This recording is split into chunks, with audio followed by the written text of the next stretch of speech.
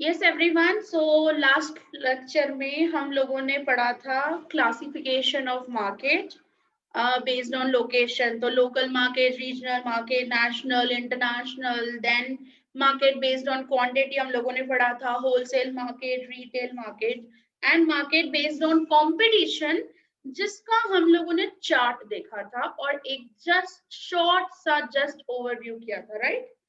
तो अभी हम लोगों को क्लासिफिकेशन जो किया हुआ है मार्केट का on the basis of competition, उसमें से सबसे पहला स्टार्टअप करना है, दैट इज परफेक्ट कंपटीशन। क्या पढ़ेंगे आज हम लोग?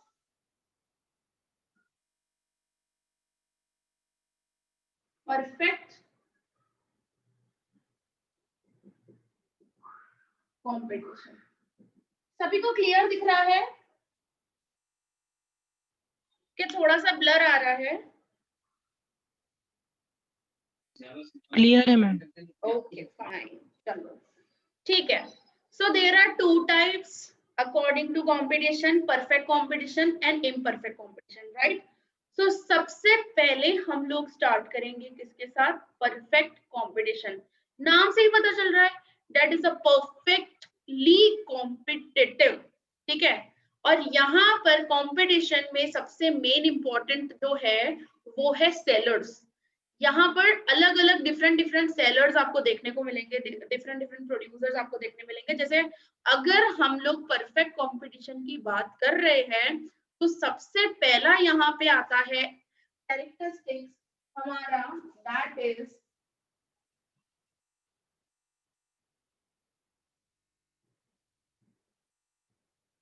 Numerous sellers. यहाँ पे क्या है? न्यूमरस सेलर्स, मतलब इतने लार्ज नंबर ऑफ सेलर्स है, मतलब बहुत सारे सेलर्स है, ठीक है। दूसरी चीज ये आती है यहाँ पे कि ये जो सेलर्स है वो सिमिलर प्रोडक्ट्स बेच रहे हैं। क्या आ रही है सेकेंड वाली चीज? कि वो लोग सिमिलर प्रोडक्ट्स बेच रहे हैं, मतलब चाहे ए सेलर हो, बी सेलर हो, सी हो, डी हो, ई हो, एफ, जी, एच, जितने भी सेलर्स हो वो सब लोग एक जैसा सब्स्टिट्यूट है, उनका प्रोडक्ट क्या है? सब्स्टिट्यूट है। साइज, शेप, वेट, क्वालिटी, सब लोग जितने भी सेलर्स है ना वो सब लोग क्या कर रहे हैं? सिमिलर प्रोडक्ट बेच रहे हैं, ठीक है। तो ये एक सेकेंड इंपॉर्टेंट कैरेक्टरिस्टिक्स है जिससे डिफाइन होता है perfect competition. And the third element is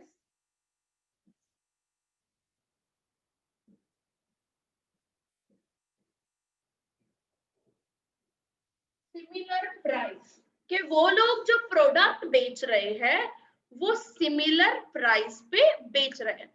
सीधी सी बात है कि अगर मैं कोई से फॉर एग्जांपल कोई प्रोडक्ट रख रही हूँ, से हेत भी वही रख रहा है, हर्ष भी वही रख रहा है, दिशा भी वही रख रही है, तो हम लोग डिफरेंट प्राइजेस क्यों चार्ज करेंगे?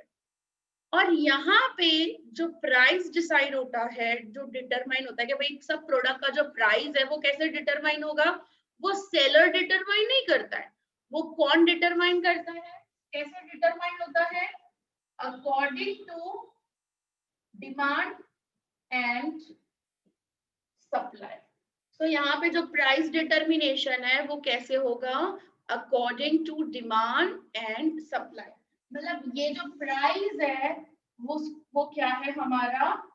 Market price. तो एक भी सेलर अपने मन मर्जी से प्राइस को चेंज नहीं कर सकता है। जैसे फॉर एग्जांपल अभी मैं और हेद, मेरी और हेद की है ना दुकान पास पास में, और हम लोग सेम बेच रहे हैं, और यहाँ पे तो वैसे बहुत सारे सेलर्स हैं, जस्ट मैं एक एग्जांपल ले रही हूँ कि हेद और मेरी, और हेद ने अचानक से प्राइस कम कर दी, तो वो इंडिविजुअल एक सेलर है, इतने सारे सेलर्स है जो सिमिलर प्रोडक्ट बेच रहे हैं, और एक हेत ने अगर प्राइस कम कर दी, पूरे मार्केट को प्राइस को चेंज करना पड़ेगा। बताओ आप मुझे, क्योंकि सारे कस्टमर तो उसके पास चले जाएंगे, हेत के पास चले जाएंगे, उसकी डिमांड बढ़ जाएगी ना, क्योंकि उसने प्राइस कम कर दिया। मतलब यहाँ पर हम लोग टूट पड़ेंगे उसके ऊपर कि किससे पूछ के आपने प्राइस कम किया भाई। यहाँ पे मार्केट प्राइस को कंसीडर किया जाता है। इंडिविजुअल सेलर, कोई भी इकलौता सेलर है ना, वो एक छोटा सा पार्ट है मार्केट का, तो वो खुद डिसाइड नहीं कर सकता price of the product. Why? Because यहाँ पे क्या कंसीडर किया जाता है, मार्केट प्राइस को कंसीडर किया जाता है। ठीक है, सो ये सबसे बड़े 3 एलिमेंट्स है जिससे हम लोग डिफाइन कर सकते हैं परफेक्ट कंपटीशन को। इसके अलावा भी है बहुत सारी चीजें, वो हम लोग अब स्टार्ट कर रहे हैं और हम लोग उसको अंदर से इन डिटेल स्टडी करेंगे। ठीक है, सो सबसे सरप्राइजिंग वाली बात अगर मैं बताऊं तो परफेक्ट कंपटीशन आपको प्रैक्टिकल लाइफ में देखने को नहीं मिलेगा। ऐसा टाइप ऑफ कंपटीशन, ऐसा टाइप ऑफ मार्केट आपको प्रैक्टिकल लाइफ में देखने को नहीं मिलेगा। क्यों? बिकॉज ये सिर्फ और सिर्फ क्या है, थियोरिटिकल कंसेप्ट। क्या है वो? Theoretical concept.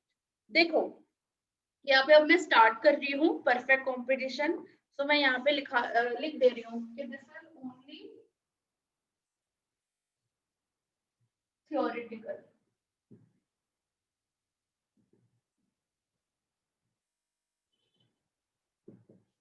क्योंकि सारी चीजें, क्योंकि परफेक्ट कंपटीशन में ना बहुत जो कैरेक्टरिस्टिक्स है ना, वो सारी कैरेक्टरिस्टिक्स एक साथ मिलना, एक साथ सेटिस्फाई होना बहुत रेयर है मार्केट के अंदर।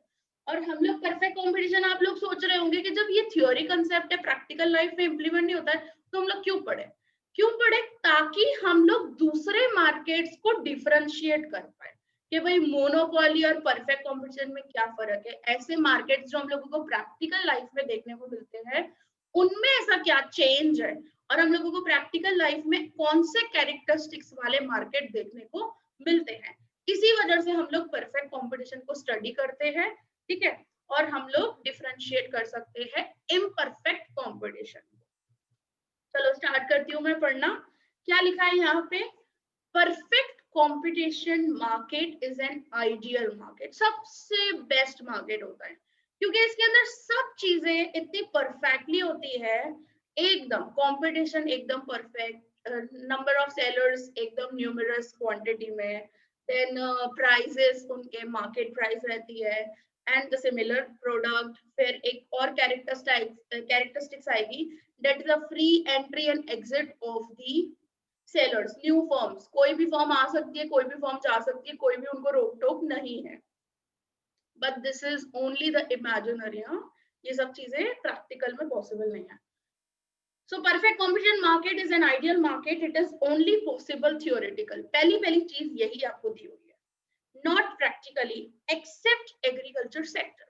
लेकिन एग्रीकल्चर सेक्टर में भी आप देखने जाओगे ना, तो आपको 2 से 3 कैरेक्टरिस्टिक्स आपको मिलेगी, अदरवाइज दूसरी कैरेक्टरिस्टिक्स नहीं मिल पाएगी आपको। मतलब प्योर परफेक्ट कंपटीशन नहीं देखने को मिलता है। So this market is rarely observed because the terms for establishing perfect competition are not met so easily. So in economics, the study of perfect competition is very important. Why it is important? Because as this helps in understanding the characteristics and the behavior of other markets. जो practical life में markets है, उनको study करने में हमको ये मदद रूप हो सकता है। So based on monopoly, monopolistic competition, oligopoly, etc. ठीक है, तो डेफिनेशन यहाँ पे 2 एक्सपर्ट्स के अकॉर्डिंग दी हुई है कि perfect competition according to Mrs Robinson क्या बोला है? Perfect competition exist where the demand of the product of the producer totally depend on its price। कि यहाँ पर ये ऐसा कंपटीशन है कि जहां पर क्या होता है, जो पर्टिकुलर प्रोडक्ट की डिमांड होती है वो किसके ऊपर डिपेंड करता है? प्राइस के ऊपर। क्योंकि एक सेलर खुद प्राइस डिसाइड नहीं कर सकता, और ये जो प्राइस, अगर मार्केट प्राइस चेंज होगा तो सीधी सी बात है, डिमांड ऊपर नीचे होगी ही होगी, क्योंकि खुद प्रोड्यूसर यहाँ पे कंट्रोल नहीं कर सकता है ना प्राइस को, क्योंकि मार्केट प्राइस है। हम लोगों ने नहीं पढ़ा था इक्विलिब्रियम, पे ये डिमांड, दिस इज सप्लाई, ये जहां पर मेट होते हैं ना, दिस प्राइस, ये प्राइस को यहाँ पे कंसीडर किया जाता है as a market price, this price, और ये क्वांटिटी यहाँ पे हमारी डिमांड और सप्लाई की। तो जहाँ पे डिमांड और सप्लाई मेट होते हैं, एक दूसरे के साथ मिलते हैं, वो प्राइस को मार्केट प्राइस बोलते हैं, और वही प्राइस को यहाँ पे परफेक्ट कॉम्पिटिशन में कंसीडर किया जाता है। फिर नेक्स्ट क्या बताया, according to professor Leftwich के अकॉर्डिंग बताइए। ये डेफिनेशन काफी अच्छी है, तो इसके अंदर बहुत सारी चीजें कवर कर ली है, मतलब कैरेक्टरिस्टिक्स भी कवर हो जाती है इसके अंदर। Perfect competition is a market system where there are many firms, they sell identical product. Identical products का मतलब क्या होता है, similar products। तो मैं यहाँ पे स्लैश करके identical भी लिख सकती हूँ, ठीक है। Identical मतलब similar in size, similar in shape, color, quality, weight, ऐसा सब कुछ। सो आ गया ना, ऐसा सिस्टम है जहां पे बहुत सारे सेलर्स हो और वो सिमिलर प्रोडक्ट, आइडेंटिकल प्रोडक्ट बेच रहे हो, with no firm large enough can influence the market price. आ गया कि कोई भी एक भी ऐसा सेलर या एक भी ऐसा फर्म नहीं है जो प्राइस को चेंज कर सके, इन्फ्लुएंस कर सके। Means sellers have no control over the price because the price here is decided on the basis of demand and supply. So this point is clear, everyone? Yes or no? Clear everyone? समझ आ रही है सबको? Yes or no? Yes, ma'am. किसी को कुछ भी समझ में नहीं आ रहा हो तो मुझे बीच में रोक देना, हाँ। चलो, तो हम लोग स्टार्ट करते हैं कैरेक्टरिस्टिक्स। तो सबसे पहली कैरेक्टरिस्टिक्स है न्यूमरस बायर्स एंड सेलर। देखो, सेलर्स तो हम लोगों ने लिखे न्यूमरस, इवन आप कोई भी कंपटीशन ले लो, वहां पे बायर्स तो बहुत लार्ज होते ही है ना। अब चाहे वो मोनोपोली हो, चाहे वो कोई दूसरा मार्केट हो, बायर्स तो हमेशा क्या होंगे, न्यूमरस ही होंगे। तो हम लोग यहाँ पे क्या लिखेंगे, न्यूमरस सेलर्स एंड बायर्स। बहुत बायर्स तो हमेशा न्यूमरस ही होते हैं, कोई भी मार्केट हो, कोई भी। तो यहाँ पे देखो क्या लिखा है, एक एक पॉइंट को ध्यान से पढ़ना है। देखो क्या लिखा है, this market has large number of buyers and sellers, of these numerous sellers a single seller is very small part. क्या बोल रहे हैं कि इतने सारे सेलर्स होते हैं ना, तो एक सेलर, तो वो तो बहुत छोटू सा हिस्सा है पूरे मार्केट का। तो due to which he can not control, वो ना ही कंट्रोल कर सकता है, ना ही मोनोपोलाइज कर सकता है, मतलब मार्केट में उसकी चले भाई, उसने मन मर्जी से कुछ भी किया, ऐसा नहीं हो सकता। मोनोपोली में क्या होता है, एक ही सेलर होता है ना, वो अपनी मन मर्जी से कर सकता है क्योंकि उसका कोई कॉम्पिटिटर ही नहीं है। यहाँ पे तो जबरा कंपटीशन है, इतने सारे सेलर्स हैं जो सेम टाइप ऑफ प्रोडक्ट बेच रहे हैं। तो इस वजह से यहाँ पे मोनोपोलाइज या फिर monopolise the wholesale market, so neither he can influence the market price. तो वो कुछ नहीं कर सकता, उसका कोई कंट्रोल नहीं है एक सेलर का। So for example in the wheat farm, the increase or decrease in production of single farm नहीं आएगा, सिंगल फर्म आएगी यहाँ पे, इसमें थोड़ी मिस्टेक है। Single firm will not affect the total production of the wheat. एक फर्म ने कुछ थोड़ा सा बढ़ा दिया या कुछ कम कर दिया प्रोडक्शन, उससे पूरे ओवरऑल व्हीट के प्रोडक्शन पे कोई असर नहीं पड़ेगा क्योंकि इतना ज्यादा व्हीट प्रोडक्शन है।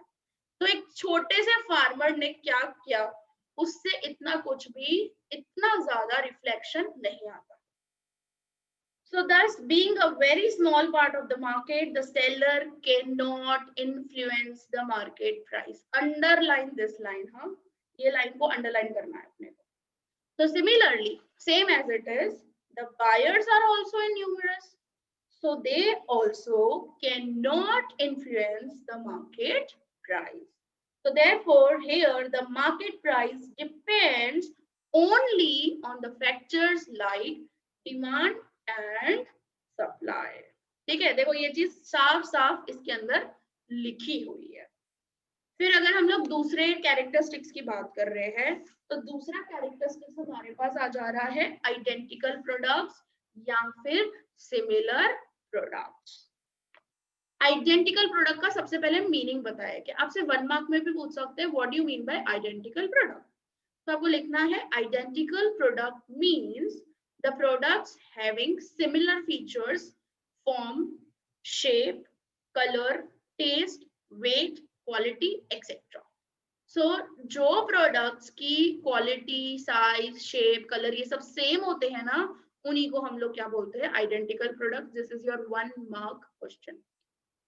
The product being similar in major aspects are referred to as an identical or the similar products. Therefore, they can be taken as substitutes of each other. एक की जगह पे दूसरी जगह, जैसे आपने ना ये चीज देखी होगी कहाँ पे, मतलब न्यूमरस सेलर्स तो नहीं देखे होंगे, बट हाँ मैं ऐसे बोल सकती हूँ कि एटलीस्ट 15-20 सेलर्स आपने देखे हो कहीं पे भी। जैसे सिद्धि विनायक है, सिद्धि विनायक मंदिर है, राइट। सिद्धि विनायक मंदिर के बाहर जो प्रसादी वाले होते हैं उन सबका जो प्राइस होता है आपने देखा है सेम ही होता है। आप कोई भी दुकान से खरीद लो, आपको क्वालिटी, शेप सब, जो पेड़े या फिर से फॉर एग्जांपल मोदक मिलेंगे ना, वो सेम मिलेंगे हर एक शॉप पे। या फिर से फॉर एग्जांपल कुछ अंदर वो कुछ सामान होते हैं ना, कुछ चढ़ाने का या फिर कुछ भी एक्स्ट्रा हम लोगों को चाहिए होता है, वो भी सेम होता है। यहाँ same as it is Ambaji में भी आपने ये चीज नोटिस की होगी, सारे दुकान एक जैसे, सब पे वही सेम चीजें आपको मिल रही होती है और सेम प्राइस पे मिल रही है। ऐसा नोटिस किया है ना आप लोगों ने? किसी भी आप एक दुकान से ले लो, दूसरी दुकान से ले लो, आप बार्गेन नहीं करवा सकते हो। और अगर बार्गेन करवाओगे तो वो सीधा बोल देगा कि आपको लेना हो लो, नहीं लेना हो नहीं लो, क्योंकि यहाँ पे तो बार्गेन होगा नहीं।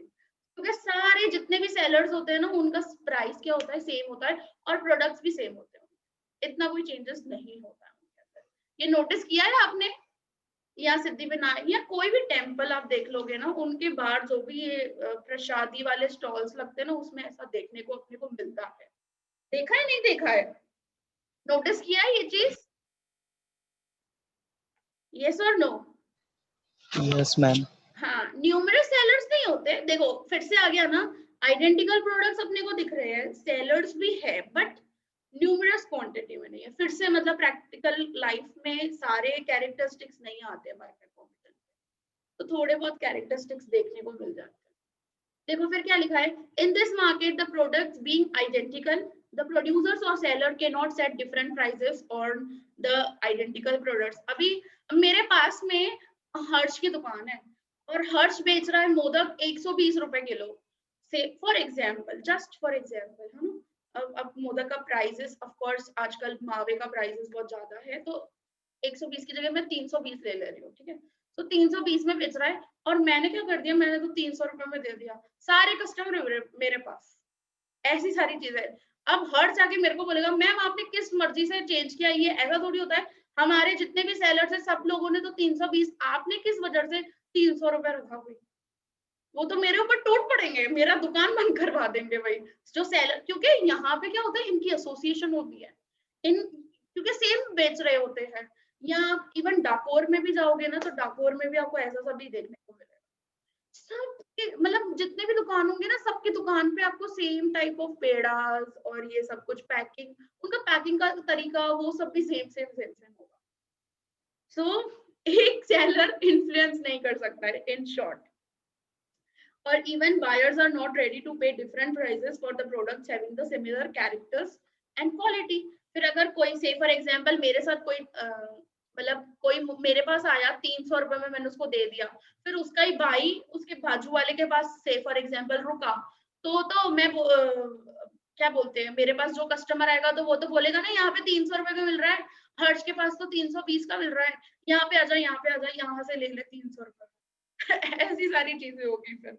तो बायर्स भी रेडी नहीं होते हैं डिफरेंट प्राइसेस सेम प्रोडक्ट के लिए पे करने के लिए। वैसे ये एक्चुअली नहीं पॉसिबल है रियल लाइफ में, ऐसा अलग हम लोग नहीं कर सकते, क्योंकि हमको सारे सेलर्स को क्या करना पड़ता है, मार्केट प्राइस को ही फॉलो अप करना पड़ता है।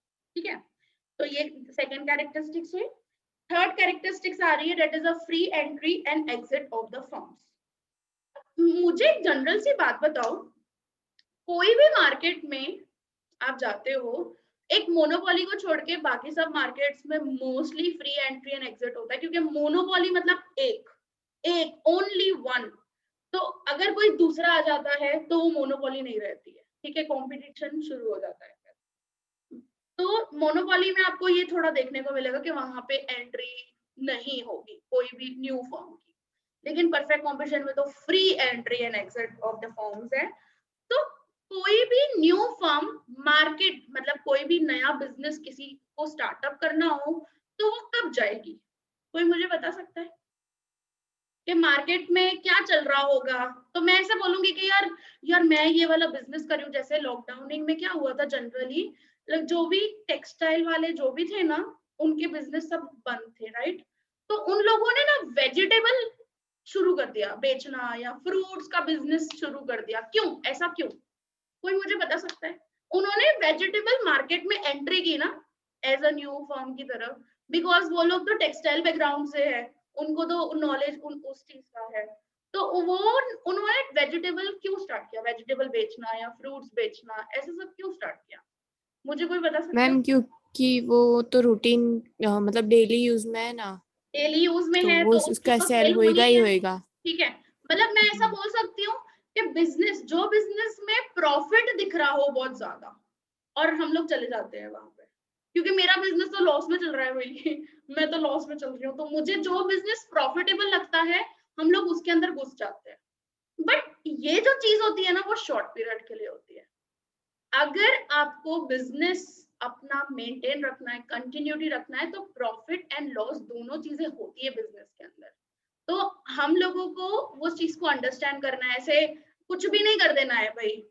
अगर आपके बिजनेस को चलाना है, आगे आगे सेम मेंटेन करना है, तो आपने बीए के अंदर भी ये चीज पढ़ी होगी कि बिजनेस के अंदर सबसे बड़ी चीज आती है कंटिन्यूटी ऑफ द बिजनेस। ठीक है, सो लॉन्ग टर्म के लिए ऐसा नहीं होता है, तो शॉर्ट पीरियड के लिए ही अपने को ये एंट्री एग्जिट देखने को मिलता है फर्म्स का। सिमिलर यही चीज परफेक्ट कंपटीशन के अंदर भी बताइए कि अगर परफेक्ट कंपटीशन में बहुत ज्यादा लोग प्रॉफिट कमा रहे हैं, यार बहुत ज्यादा प्रॉफिट कमा रहे हैं जबरदस्त का, तो लोग क्या होंगे, सब वही बिजनेस में चलते जाएंगे और ज्यादा सेलर्स क्रिएट होते जाएंगे। ऐसी सेम चीज आपने अगर नोटिस की हो तो डीमोनेटाइजेशन से पहले कपड़े मार्केट में बहुत जोरदार का बिजनेस था, क्योंकि और सब लोग जिसके मुंह से देखो ना, हाँ हम लोग तो कपड़े का बिजनेस कर रहे हैं, हम लोग तो क्लोथिंग का बिजनेस कर रहे हैं, जिसको देखो वो क्लोथिंग का रिटेल स्टोर या होलसेल स्टोर खोल के, या फिर से फॉर एग्जांपल वो साइड देख लो आप, पांचकुआ साइड या फिर रेवड़ी बाजार साइड, या ऐसे सब जो मार्केट्स हैं जहाँ पे रिटेल होलसेल दोनों है, वहां पे कितने सारे हो गए, हर कोई उसी चीज में जा रहा है। लेकिन आफ्टर डिमोनेटाइजेशन क्या हो गया, जैसे ही बिजनेस में लॉसेस होने लगे, एटलीस्ट हमने जो एक्सपेंडिचर किए हैं बिजनेस के अंदर वो भी कवर नहीं होने लगे, बहुत ज्यादा लॉसेस होने लगे, उन भाई लोगों ने तो क्या कर दिया, एग्जिट कर दिया। तो ये जो फर्म्स होती है ना, न्यू फर्म्स, वो कैसे अट्रैक्ट होती है, प्रॉफिट से। भाई उधर बिजनेस में अच्छा प्रॉफिट चल रहा है, चलो भाई उधर, और लॉसेस जैसे ही लॉसेस में कन्वर्ट होने लगेंगे ना, एग्जिट हो जाएंगे ये चीज। तो ये ऐसा सब नहीं चलता है भाई। अगर आपको अपना नाम बनाना है, अपना बिजनेस का रेव्यू करना है, गुडविल बढ़ानी है, तो आपको कंटिन्यूटी रखनी पड़ती है।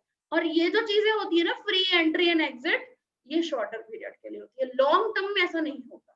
ठीक है, तो हम लोग पढ़ते हैं इस चीज को, क्या लिखा है कि in perfect competition there is no restriction on entry and exit of the firms when the firms are gaining abnormal profits मतलब जबरदस्त के प्रॉफिट्स हो रहे हैं, जबरदस्त के। एबनॉर्मल को मैं ऐसा भी बोल सकती हूँ, सुपर नॉर्मल प्रॉफिट्स हो रहे हैं, मतलब रेवेन्यू ज्यादा आ रहा है कॉस्ट से, हम ऐसा बोल सकते हैं ना, इनकम ज्यादा हो रही है, खर्चा कम हो रहा है, तो ये तो फायदा नहीं है हमारे लिए, हमारे को ज्यादा प्रॉफिट्स हो रहे हुए।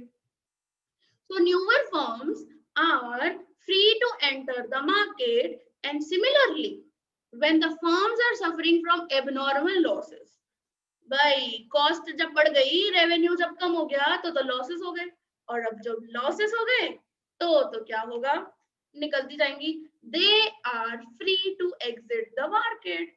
वो इजीली बिना कोई किच के वो निकल सकती है भाई. चल जाओ चेंज कर दो बिजनेस. कोई टोक टोक नहीं है परफेक्ट कॉम्पिटिशन में भाई. देखो यहाँ पे क्या लिखा है, the free entry and exit of the firms is seen for the temporary time period. आ गई ना बात कि ये चीजें जो होती है ना वो शॉर्टर पीरियड के लिए देखने को मिलती है. For a very short time the firms enter in the market. Why? Because they are attracted by the profits and exit from the market suffering losses. But for a longer period, if the market situation of the normal profits, there is less movement of firm. देखो normal profit, सबसे पहले तो normal profit समझेंगे क्या होता है. Normal profit आप लोगों को क्या लगता होगा कि हाँ भाई profit हो रहा है, right? लेकिन normal profit वो नहीं होता है. Normal profit मतलब जब revenue और cost दोनों same होती है. Means मैं जितना खर्चा कर रही हूँ उतना ही मेरा बाहर निकल रहा है हाल फिलहाल. ठीक है, जैसे लॉकडाउनिंग में क्या हुआ था, सबके बिजनेस डाउन, मतलब बंद ही थे सारे, जिसकी वजह से सारे बिजनेसेस डाउन थे. हाल फिलहाल लोग सेविंग्स में से चल रहे थे. फिर जैसे ही बिजनेसेस ओपन हुए उन लोगों को लगा कि यार थोड़ा बहुत है ना यहाँ पर, ठीक है ना, मैं जितना एक्सपेंडिचर कर रहा हूँ सामने उतना निकल रहा है, मेरे को एटलीस्ट लॉस तो नहीं हो रहा है. तो वो लोग क्या करेंगे, वो बिजनेस को कंटिन्यू रखेंगे लॉन्गर पीरियड के लिए. हाँ ठीक है चल रहा है ना, एटलीस्ट नुकसान तो नहीं हो रहा ना. अगर प्रॉफिट नहीं हो रहा तो नुकसान भी तो नहीं हो रहा. नो प्रॉफिट नो लॉस, जिसको हम लोग बोलते हैं नॉर्मल प्रॉफिट और ब्रेक इवन. उसको इवन ब्रेक इवन भी कहा जाता है. No profit no loss. So ये चीजें लॉन्गर पीरियड्स में अपने को देखने को मिलेगी और फर्म्स का इतना ज्यादा मूवमेंट अपने को देखने को नहीं मिलेगा. There are no attraction to gain higher profits in the longer run because the firm is having the normal profits. And in the case of normal profits, the firm don't exit the market as they are not suffering any losses. At least नुकसान भी तो नहीं कर रहे ना. अगर profit नहीं कमा रहे, चल रहे हैं, ठीक है, जितना खर्चा किया उतना निकल रहा है हाल फिलहाल. क्योंकि सिचुएशन एडवर्स है, हर किसी के लिए एडवर्स है, तो वो लोग कंटिन्यू कर रहे हैं बिजनेस को. क्योंकि दूसरे बिजनेस में अगर वो जाएंगे तो यार उनको नॉलेज ही नहीं है दूसरे बिजनेस किसका. क्योंकि इतने साल तो कपड़े मार्केट में बिजनेस किया और अचानक से पूरा टर्न कर देंगे तो इन्वेस्टमेंट्स चाहिए होंगी. क्या मजाक है क्या कोई दूसरे बिजनेस में शिफ्टिंग करना.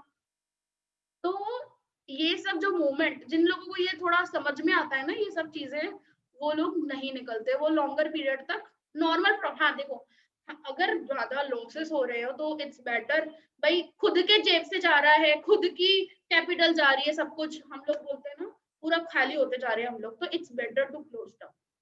तब सिचुएशन आती है एग्जिट कर दो भाई, क्योंकि बहुत ज्यादा लॉसेस हो रहे हैं, कुछ नहीं बच रहा है, उल्टा मेरे घर से जा रहा है, ऐसा चीज होता है ना, तो हम लोग बोल सकते हैं ठीक है एग्जिट कर दो. लेकिन अभी नॉर्मल प्रॉफिट चल रहा है, ठीक है ना, तो कंटिन्यूटी रहेगी. ठीक है, और लॉन्ग पीरियड में यही चीजें होती है. क्योंकि एक टाइम था बहुत ज्यादा प्रॉफिट कमा रहे थे और अभी एक टाइम है जो ठीक है नुकसान तो नहीं कर रहे हैं एटलीस्ट. ओके, और profit and loss are the, मतलब वो तो दोनों चीजें आती है बिजनेस के अंदर. ओके, सो ये है free entry and exit of the firm. ठीक है, फिर आ जाता है आपका perfect knowledge of the market. देखो कोई भी, मैं तो बोलूं परफेक्ट कंपटीशन हो या कोई दूसरा कंपटीशन क्यों ना हो, मार्केट का नॉलेज होना, चाहे बायर्स हो, चाहे सेलर हो, चाहे प्रोड्यूसर हो, सबको होना चाहिए. तो ही बिजनेस कर सकते हैं वो लोग. Without knowledge of the market वो कैसे बिजनेस कर सकते हैं बताओ. सो नॉलेज भाई, मार्केट में क्या चल रहा है, मार्केट में प्राइस क्या चल रही है, ये मार्केट प्राइस क्या है, और कैसे टाइप का क्वालिटी मेरा कंपटीटर बेच रहा है, कर रहा है, ये सब चीजों का नॉलेज होना चाहिए. चाहे बायर हो चाहे सेलर हो. बायर को भी भाई इस मार्केट में इतनी प्राइसेस चल रही है, उनको भी तो पता होना चाहिए क्योंकि उनको भी तो खरीदना है. So the producers, buyers, sellers have the complete knowledge of the market, including product availability, product price, etc.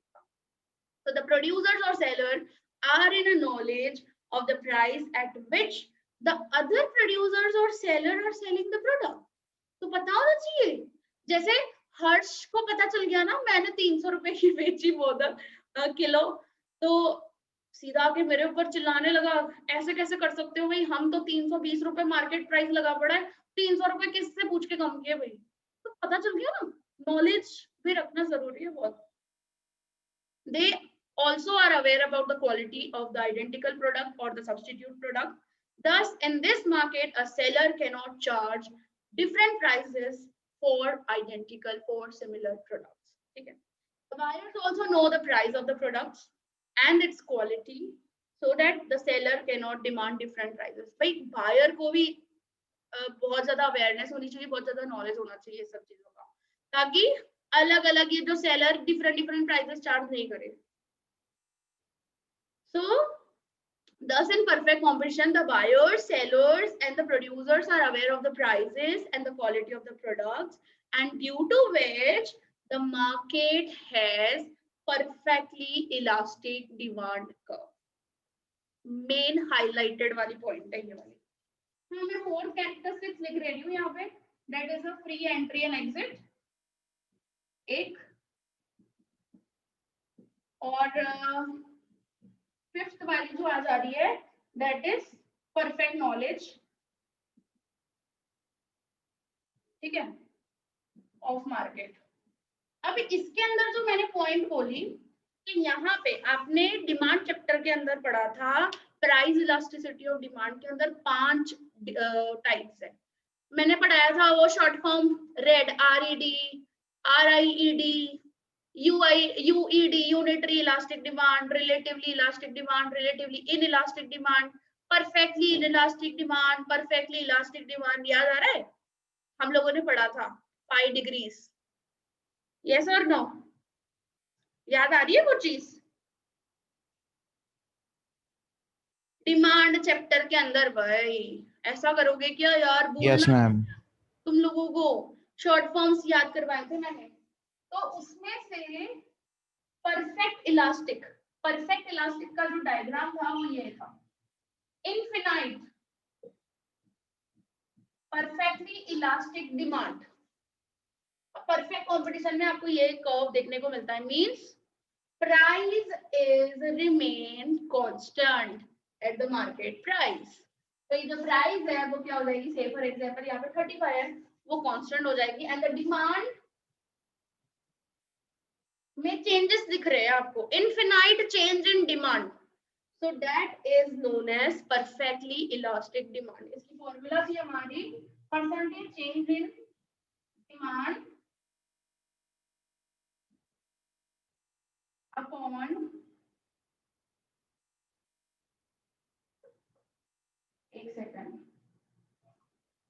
Percentage change in demand upon percentage change in price. तो यहाँ पे डिमांड में इनफिनाइट चेंज हो रहा है और प्राइस में इतना चेंज, मतलब जो प्राइस है वो क्या है, वो कांस्टेंट है मार्केट प्राइस पे. तो इसी वजह से ये क्या हो जाता है, हॉरिजॉन्टल टू एक्स एक्सिस हो जाता है. और मैंने ये चीज लिखवाई भी थी आप लोगों को, एक बार उसको चेक करना. परफेक्ट इलास्टिक डिमांड कर्व अपने को प्रैक्टिकल लाइफ में देखने को नहीं मिलता है कि प्राइस कांस्टेंट ही रहे, भले सिमिलर प्रोडक्ट्स हो यार, तो भी प्रैक्टिकल लाइफ में क्या रुकी थोड़ी रहेगी ये डिमांड सप्लाई के अकॉर्डिंग प्राइस को, और इतना जल्दी मूवमेंट भी नहीं होगा. तो प्रैक्टिकल लाइफ में ये चीज नहीं देखने को मिलती है. Same as it is perfect competition के अंदर भी यही है कि वो थियोरेटिकल कंसेप्ट है, प्रैक्टिकल लाइफ में इतना देखने को नहीं मिलता. तो आपसे 1 मार्क के अंदर पूछा जा सकता है कि इन perfect competition which type of demand curve is noticed. तो आपको बताना है परफेक्टली इलास्टिक डिमांड कर्व. ठीक है, अंडरलाइन करो ये वाली पॉइंट को, बहुत IMP है ये, कॉर्नर से पूछ लेते हैं हम लोग इस तरीके से. ठीक है, फिर आ जाता है 5th number, that is the mobility of factors of production. Mobility का मतलब क्या होता है, मूव होना. क्या होना, मूव होना एक जगह से दूसरी जगह. तो यहाँ पे फैक्टर्स ऑफ प्रोडक्शन चेंज हो सकते हैं लेकिन उनका प्राइस चेंज नहीं हो सकता है. जैसे अगर वेज का रेट डिसाइडेड है कि भाई वेजेस एक लेबर को 500 देंगे या क्या, लेबर्स बढ़ सकते हैं, चेंज हो सकते हैं, 2, 4, 6, 8, 10 according to the production, according to the selling, but जो प्राइजेस है ना वो सिमिलर रहते हैं just. So the four factors of production, that is land, labor, capital, entrepreneur, are dynamic. Dynamic means flexible रहते हैं, change हो सकते हैं. And mobile in a physical form, या तो physical form में या तो प्रोफेशनल तरीके से चेंज हो सकते हैं क्योंकि एंटरप्रेन्योर में कुछ स्किल्स डेवलप हो गई या कुछ हो गया, या यूसेज पॉइंट ऑफ, अगर ज्यादा यूसेज, भाई मेरी दुकान पे अब ज्यादा यूसेज है, मैं बहुत ज्यादा स्टॉक रखने लग रही हूँ तो मेरे को ज्यादा लोग चाहिए होंगे, तो from the usage point of the view and all, या लैंड मुझे ज्यादा चाहिए होगी, मैंने 2 दुकान कर दी है, ऐसा सब कुछ, कैपिटल ज्यादा कर दिया, वो चेंज हो सकता है. In perfect competition the price is same for the identical products, we all know. Similarly, the price of the factors remains same. जो उनको compensation को जो return मिलता है ना, उसका भी price क्या होगा, same होगा. ये मीटिंग एंड हो जाएगी, 2 मिनट के लिए ज्वाइन हो जाना क्योंकि परफेक्ट कॉम्पिटिशन खत्म हो जाएगा, राइट? तो 2 मिनट के लिए फटाफट से रिजॉइनिंग हो जाना, मेरे को बोल नहीं करना पड़ेगा. So to refrain from shifting of compensation from low to high due to the dynamic and mobile nature of production equipment, the firms are uniformly compensated. फिर थोड़ा बहुत चेंजेस, अगर जैसे जैसे एक्सपांशन होता जाएगा तो वेजेस का प्राइस चेंज हो सकता है according to the nature of work, या फिर फर्म्स अगर चेंज करेगी तो सब फर्म्स एक साथ चेंज करेगी, ठीक है, वेजेस के जो भी रेट्स है ये सब कुछ, तो ये बताया हुआ.